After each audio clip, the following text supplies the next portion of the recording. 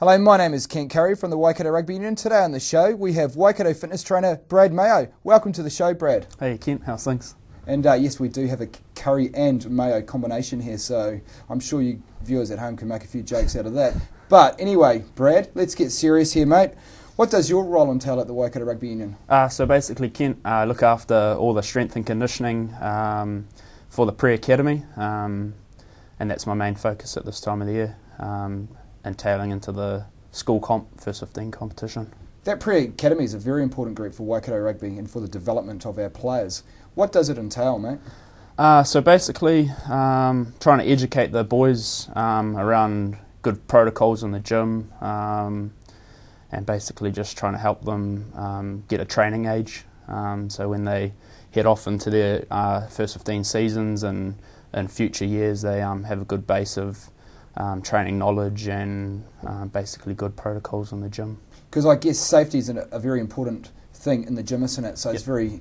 it's a very important time for these guys to learn the basic fundamentals of being able to lift weights properly. Yeah, basically, well, since they're still young, sort of 16, 17, 18, it's a good chance to get them in the gym and teach them good habits. So later on down the track, coming into a high performance program, basically we don't have to spend any time educating them.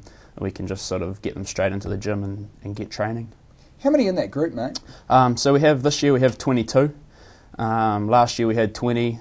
So we have it around that amount. And they sort of 16, 17. We have a few 18-year-olds, and we cut them into a year 1 and a year 2 group. So you normally get 2 years in the pre-academy before graduating into the academy.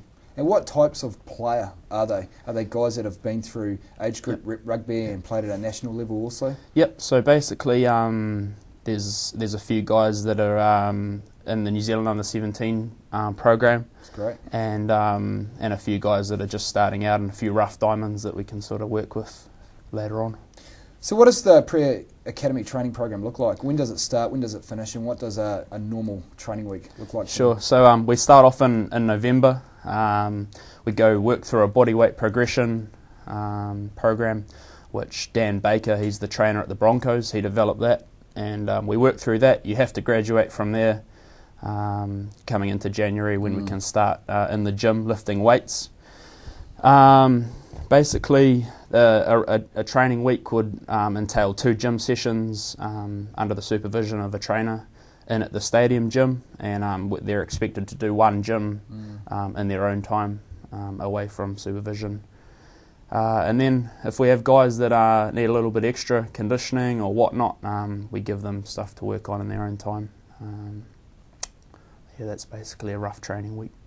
So the Chiefs have obviously got their own training facility at Currie, so that means Waikato can basically do all their training at the stadium and use the gym there and all the different training facilities that are on offer. That must be hugely beneficial. Yeah, it's not too beneficial at the moment, just we're still working through getting new gear, but once that arrives in the next week or so, we'll be up and running fully, and the boys can start lifting some good weight and whatnot, and spend more time in the gym. Because we used to use gyms in town, didn't we? And it was always hard work to get the boys there and through traffic, and there was always other people from the public using those gyms at the same time, so there's always certain rules that would have to stick by, you know, to look after the general public. But now it's just awesome to be able to use their own gym, and the boys can basically do what they want. Yeah, they can go hard and scream and grunt as much as they want, and not offend anyone in the gym. And it must be good to have those stadium stairs as well. Yeah, no, that we can use that any time. We got the whole stadium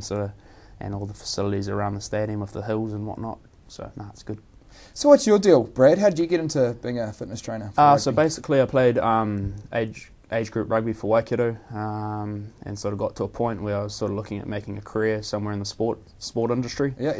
Study sport and exercise science at Wintec, and just did a bit of volunteer work with Cambridge High and under 17 Harlequin team, and then just sort of did a few years and hours and whatnot working through that, and then an opportunity arose just to look after the couple of Waikato groups and whatnot, and just put my hand up and sort of never look back from there, really.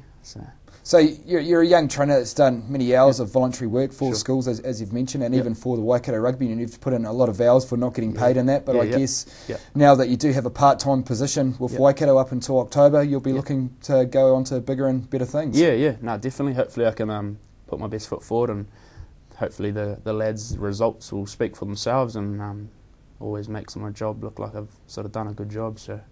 So there is a pathway there, isn't there, if you're willing to put in the work and put in the hours and show that you are very capable. Definitely, if you can just sort of volunteer and try a few things, and if your team does well or your athletes do well, then it makes you look like you've done a good job. So that's the main thing.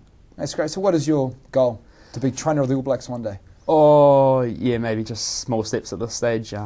Just want to do well with Waikato, and hopefully we can win a championship this year, and have some good results on the field. So that'll be my first sort of just do well this year, and then from there maybe we'll see how that goes. But there's definitely lots of opportunities out there if you do the hard work. Awesome, mate. Good stuff. Hey, we've got to cut it short there, Brad. But thanks very much for coming on the show, mate. Cool. Keep up the hard work, mate. You're a great trainer, and you've got heaps of potential, and just keep on doing those hours and giving your best for Waikato. Cool. It's always much appreciated. So, hey, that's the end of the natter here in Matamata.